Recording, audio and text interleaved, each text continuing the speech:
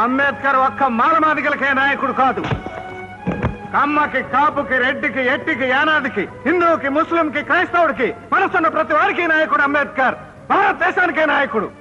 అలాంటి గొప్ప నాయకుడిని కులం రంగు పులిమి దళితులకు మాత్రమే పరిమితం చేశారు. Shame shame on your part, shame on our democracy, shame on hour constitutional policy. Ambedkar కి చెప్పుల దండ వేయటానికి దళిత రాజ్య స్థాపనకి ఏమిటా సంబంధం? రే రే రే నువ్వు ఎవరు అని అడిగితే నేను కమ్మని, నేను రెడ్డని, నేను మాలని, నేను బ్రాహ్మణని చెప్తున్నాడే గాని నేను మనిషిని ఒక్కడనే చెప్తున్నాడా? చెప్పొద్దురా. క్యాస్ట్ ఫీలింగ్ తో కొట్టుకుని తావండి.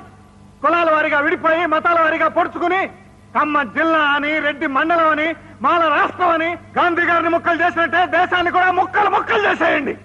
సిగ్గొదిలి, శర వదిలి, నీతొదిలి, జాతొదిలి, మంచొదిలి, మనసొదిలి నరుక్కోండి, పొడుచుకోండి. కళ్ళు రెండు పొడుచుకున్న జాతి కథ.